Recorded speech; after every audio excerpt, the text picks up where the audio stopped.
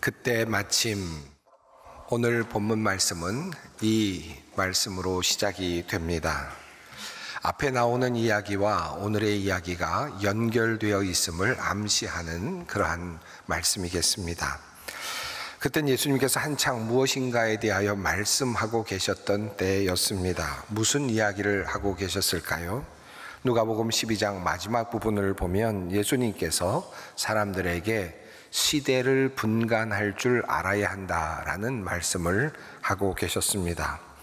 예수님께서 이렇게 말씀하십니다. 너희가 구름이 서쪽에서 이는 것을 보면 곧 말하기를 소나기가 오리라 하나니 과연 그러하고, 남풍이 부는 것을 보면 말하기를 심히 더우리라 하나니 과연 그러하니라. 외식하는 자여, 너희가 천지의 기상은 분간할 줄 알면서 어찌 이 시대는 분간하지 못하느냐. 이렇게 한창 시대를 분간할 줄 알아야 한다라는 말씀을 하고 계시는 중에 마침 그때 두어 사람이 예수님께 최근 일어났던 한 이야기, 뉴스를 전합니다. 바로 그때 몇몇 사람이 와서 빌라도가 갈릴리 사람들을 학살해서 그 피를 그들이 바치려던 희생제물에 섞었다는 사실을 예수께 일러드렸다. 이 단 한 절만 가지고는 어떤 일이 일어났는지 정확히 알 수는 없습니다만, 이 사건은 분명 빌라도, 당시 로마의 총독과 관련되어 있었던 한 사건이었습니다. 예루살렘에 머물며 유다 지역을 다스리던 빌라도가 어떤 이유에서였는지는 모르겠습니다만, 예루살렘에 제사를 드리기 위해서 올라왔던 갈릴리 사람들 중에서 몇 명을 살해한 사건이었습니다. 그들의 피가 희생 제물에 섞였다라고 하는 이 표현에서 우리는 아마도 이 살해 사건이 제사를 드리던 성전에서 일어났거나 아니면 제사를 드리기 위해서 희생 제물을 가지고 올라오던 중 예루살렘 성전 어느 곳에서 일어났을 가능성이 있다고 추측이 됩니다. 만약 예루살렘에서 이런 일이 일어났다면 이 불경스러운 일을 어떻게 해석해야 할까? 이런 생각이 아마도 들었을 겁니다. 그래서 예수님께서 시대를 분간할 줄 알아야 한다라는 말씀을 하실 때 사람들은 예수님으로부터 이 사건을 통해서 우리가 무엇을 알아야 합니까? 라고 하는 것을 묻고 싶었던 것 같습니다. 어쩌면 이런 질문이었을 수도 있습니다. 갈릴리 사람들이 예루살렘에서 죽임을 당한 이 비극적 사건이 혹시 모든 유대 사람들이 독립운동에 대거 가담하게 되는 단초가 되는 그런 사건이 되지는 않을까요? 라는 질문일 수도 있겠고요. 이 학살 사건이 유대인 민족주의자들이 대거 결집하게 되는 어떤 촉발제가 되지 않을까요? 라고 하는 질문일 수도 있겠죠. 아니면 이 학살을 통해서 유다인들의 기가 꺾여서 더 이상 독립운동을 이어가지 못하게 되는 역사적 전환점이 되지는 않을까요? 라고 하는 또 다른 질문일 수도 있겠습니다. 이 사건이 이제 어떤 여파로 다른 상황을 만들어 갈까? 아마 그것을 예측하기를 원하면서 예수님께 이런 질문을 던졌을 수도 있겠습니다. 우리는 종종 살아가면서 이와 비슷한 고민을 할 때가 있습니다. 하나님께서 이 시대를 분간하라고 하시는데 우리는 이 사건을 보면서 어떤 마음을 가져야 합니까? 어떤 힌트를 얻어야 합니까? 이런 고민을 할 때가 꽤 많이 있죠. 러시아가 우크라이나를 침공한 사건을 우리는 어떻게 보아야 합니까? 이스라엘이 하마스나 이스라엘과 싸우게 되는 사건은 어떤 의미가 있을까요? 무엇의 징조일까요? 세계 종말 전쟁의 시초일까요? 아니면 이 세상이 새롭게 재편되는 어떤 새로운 권력 구조의 새로운 재편의 시작일까요? 새로운 냉전 시대로의 전환은 우리의 인류의 미래를 어떻게 이끌어 갈까요? 며칠 전 미국 조지아에서 발생한 한국 기술자들에 대한 입법 위반 검사와 추방에 가까운 자진 출국의 사건을 보면서 우리나라와 미국과의 관계가 이제 어떻게 될까 걱정하는 분들도 많이 있습니다. 도대체 이런 사건들은 이제 앞으로 어떤 일을 만들어 가게 될까? 두려운 마음으로 이 시대를 분간하고 싶은 그런 마음이 들 것입니다. 그리고 우리는 이런 일이 있을 때마다 믿는 사람으로서 하나님은 이 나라를, 우리나라를 어떻게 이끌어 가시려고 하시는 것일까라는 질문을 던지죠. 또는 이 세상이 흘러가는 이 모든 거대하고도 도도한 흐름을 보면서 하나님은 도대체 이 세상을 어떻게 이끌어 가시려고 하시는 것일까라고 하는 질문도 하게 됩니다. 이러한 고민은 단지 국가 간에 일어나는 일이나 세계사적인 관점에서만 이루어지는 것은 물론 아닙니다. 내 주위에서 일어나고 있는 수많은 일들, 사건들 속에서 우리는 시대의 징조를 찾고자 하고 또한 하나님의 뜻을 묻습니다. 갑자기 나에게 큰 병이 생기거나 내가 하던 일이 갑자기 어렵게 되었을 때, 혹은 가장 큰 문제가 발생하거나 혹은 가까운 사람에게 힘든 일이 생겨났을 때 우리는 이런 질문을 던집니다. 도대체 이런 일은 왜 내 주위에서 일어나는 것입니까? 왜 나에게 이런 일이 일어나는 것입니까? 무슨 뜻이 있어서 하나님은 이런 사건이 나에게 일어나도록 허용하시는 것입니까? 하나님은 도대체 나의 인생을 어느 방향으로 이끌어 가시려고 하시는 것입니까? 라는 질문을 던질 때가 있습니다. 수능일이 이제 60일이 앞으로 다가왔습니다만, 대학 입시를 시험 볼 때 이제 대학 입시에 어떻게 될 것입니까? 라는 질문을 던지는 것에서부터, 혹은 회사에서 갑자기 퇴직을 하게 되거나 하던 일을 갑자기 멈추게 되거나 또는 큰 문제가 발생할 때마다 우리는 하나님은 도대체 나의 인생을 어디로 끌고 가시는가? 라는 질문을 하게 됩니다. 자, 본문으로 다시 돌아갑니다. 갈릴리로 온 사람들이 제사를 드리려고 성전에 들어갔다가 로마 군인들에게 살해당하는 이 사건을 접한 사람들은 어떤 반응을 보였을까요? 오늘 이 시대에 이런 사건이 일어났다면 어떤 뉴스의 타이틀이 잡힐까 생각해 봅니다. 로마인의 관점에서는 이런 이야기를 할지도 모르겠습니다. 로마에 저항하며 반역을 꾀하던 갈릴리 도당들이 척결되다라는 뉴스가 떴을지도 모르겠죠. 또 유대인의 입장에서 본다면 갈릴리에서 유월절을 지키기 위해 예루살렘으로 온 순례자들 무고하게 죽임을 당하다라는 이름으로 아마 타이틀이 뜰지도 모르겠습니다. 예수님은 이 둘 중에서 어떤 태도를 취하셨을까요? 어떻게 이 뉴스를 받아들이셨을까요? 물론 유대인이시니 유대인들의 관점에서 보실 수 있었을 겁니다. 하지만 예수님께서는 예루살렘에서 살해된 갈릴리 사람들을 민족의 영웅으로 추앙하거나 혹은 순교자로 추앙하지 않으셨습니다. 그렇다고 빌라도를 유대 민족을 핍박하는 못된 총독으로 비난하지도 않았습니다.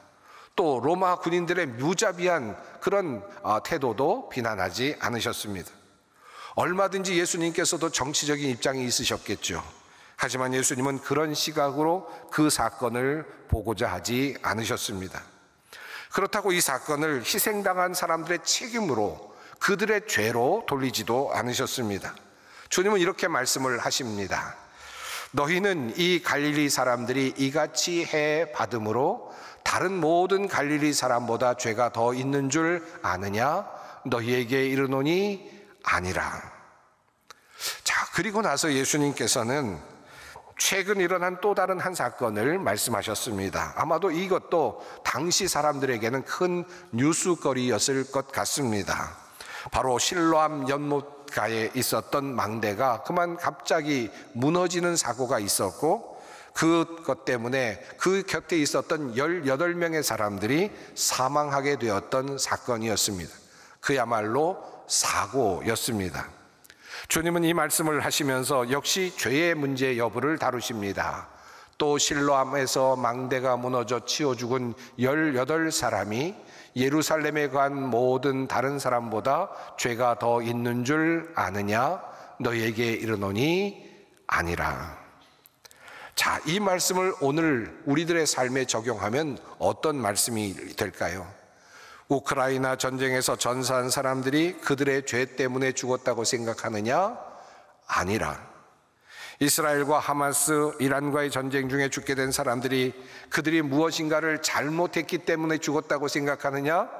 아니라. 사건과 사고로 그저 그렇게 죽어가게 된 사람들이 그들의 죄 때문에, 그들의 잘못 때문에 죽었다고 생각하느냐? 아니라. 그렇다면 무엇 때문에 이런 일이 일어났다는 말인가?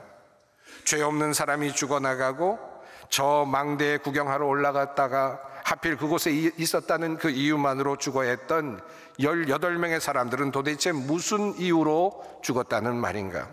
예수님은 말씀하십니다. 너희도 만일 회개하지 아니하면 다 이와 같이 망하리라. 여기서 우리가 깊이 살펴보아야 할 부분은 바로 너희도 만일 회개하지 아니하면 이라는 표현입니다. 자, 이 말씀에 매우 중요한 힌트가 들어 있습니다. 우리 앞에 일어나고 있는 모든 사건들, 일어나는 모든 일들은 바로 그것을 보고 있는 너를 위한 것이다 라고 하는 말씀입니다. 너희를 위한 말씀이다. 이 부분을 잘 깊이 마음에 두어야 하겠습니다. 사랑하는 성도 여러분, 이 땅에서 일어나는 모든 사건들, 멀게는 국가와 국가 간에 일어나는 모든 일들, 외교적인 문제, 정치적인 문제, 군사적인 문제, 문화적인 문제들이 있습니다. 그것 때문에 전쟁도 일어나고 분쟁도 일어나고 무역 마찰도 일어나죠. 그런데 또 가깝게는 우리 주위에서 일어나는 일들도 있습니다. 사업에 실패하기도 하고 연인과 헤어지기도 하고 건강이 갑자기 나빠져 절망적인 시간을 갖기도 하고 또는 입시에 떨어지는 등 여러 가지 일들을 경험합니다. 우리는 이런 다양한 질문 속에서 이런 질문을 합니다. 하나님은 도대체 이 세상을 어떻게 이끌어가고 계시는 것일까? 혹시나 정의롭지 못한 것을 보면 더욱 그런 생각이 발동하죠. 왜 억울한 사람들이 이렇게 죽어가야 하는가? 왜 정의가 바르게 서지 못하는가? 왜 무고한 사람들이 이렇게 희생되어야 하는가? 하나님은 도대체 이 인류를 어느 방향으로 이끌어 가시는 것인가? 하나님께서는 이 대한민국을 도대체 어떤 방향으로 이끌어 가시는가? 하나님께서는 나의 인생을 도대체 어디로 이끌어 가시는가?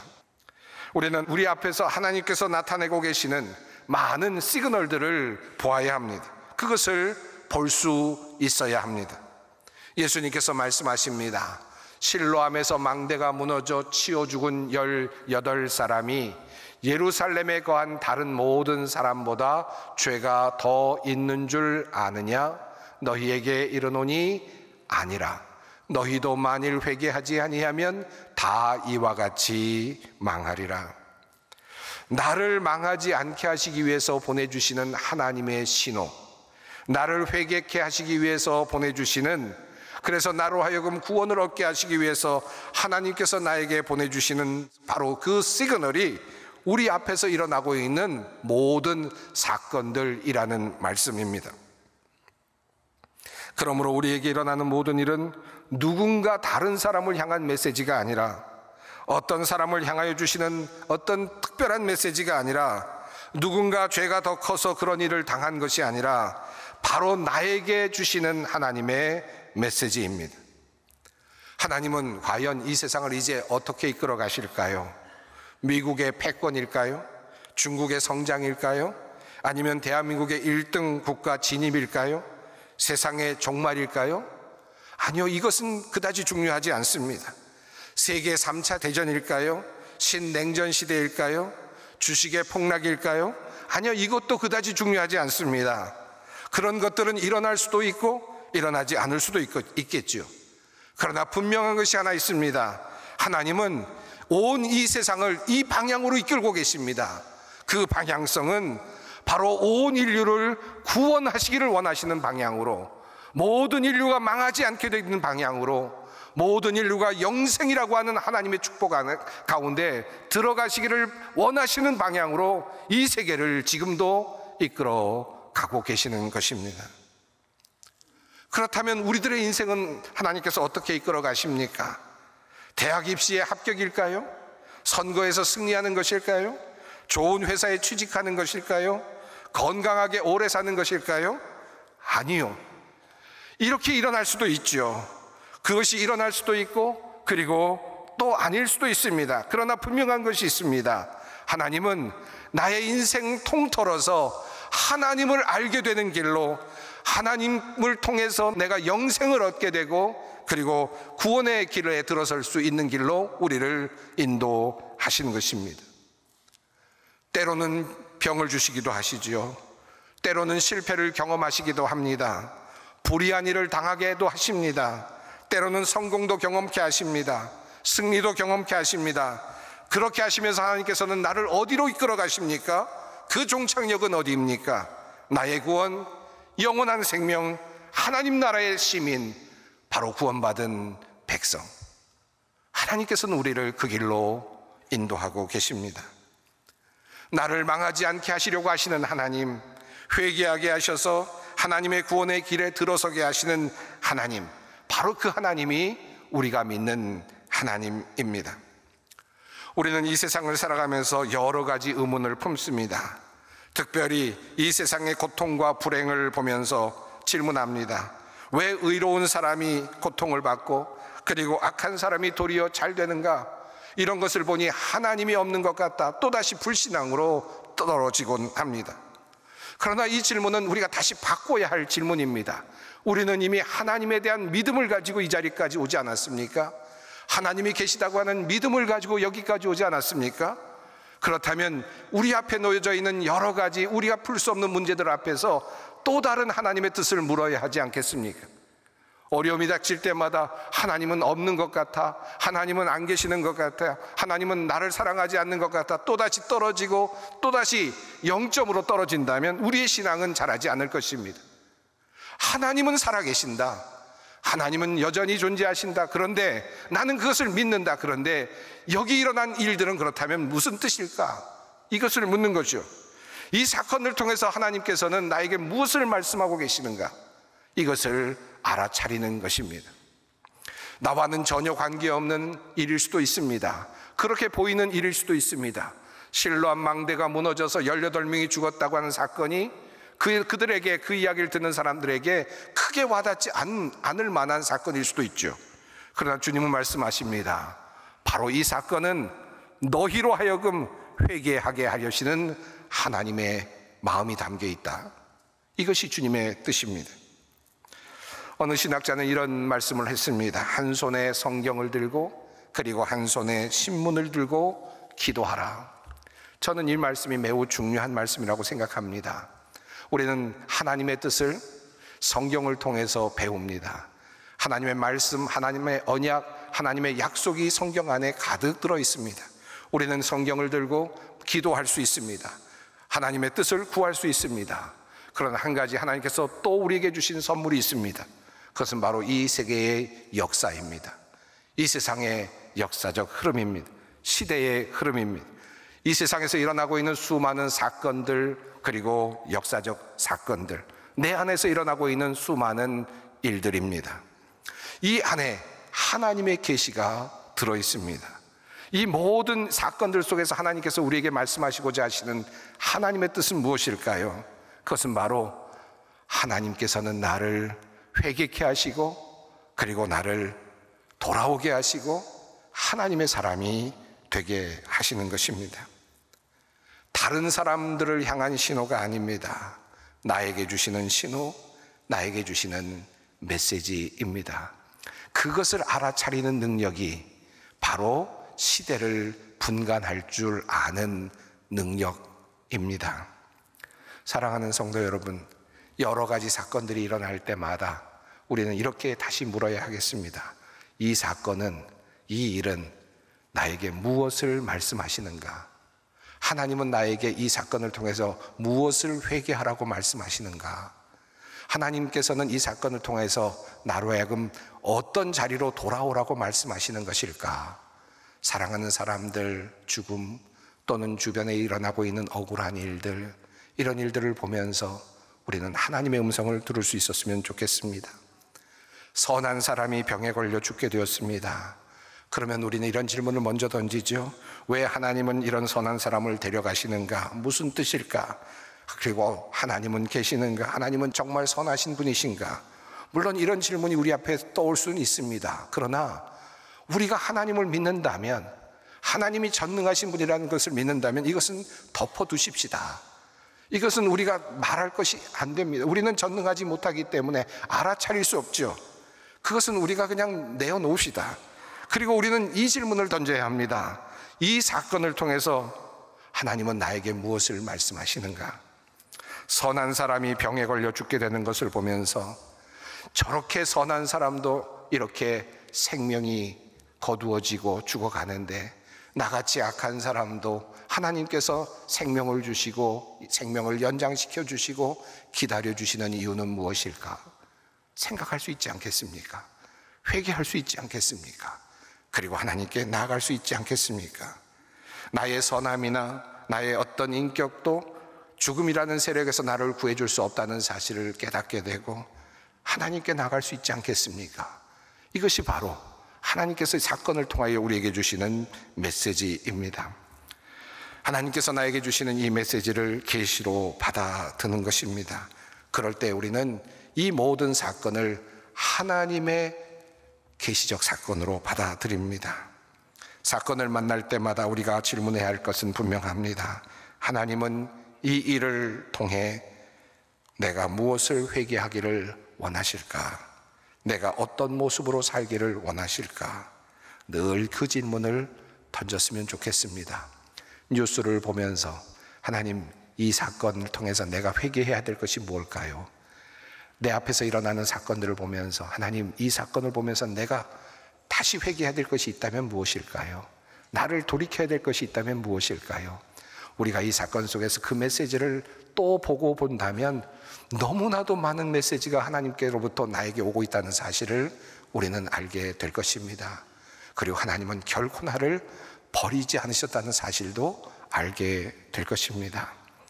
하나님은 이 세상을 어디로 이끌어 가십니까? 분명합니다. 온 인류를 구원하시는 방향으로 이 인류를 이끌어 가실 것입니다. 하나님은 그렇다면 나의 인생을 어디로 이끌어 가실까요? 성공일까요? 실패일까요? 취직일까요? 병이 드는 걸까요? 병에서 낫는 것일까요? 그럴 수도 있고 그렇지 않을 수도 있지만, 그러나 분명한 것은 하나님은 나를 회개케 하시고 하나님께 돌아오게 하시고 하나님의 사람이 되게 하시고 마침내 하나님의 자녀가 되게 하실 것입니다. 그 길로 하나님은 나를 이끌어 가십니다. 이 믿음을 가지고 시대를 분간하는 능력으로 이 세상을 바라보며 모든 사건들을 바라보면서 하나님과 함께 동행하는 삶을 살아가는 주님의 모든 백성들 되시기를 바랍니다.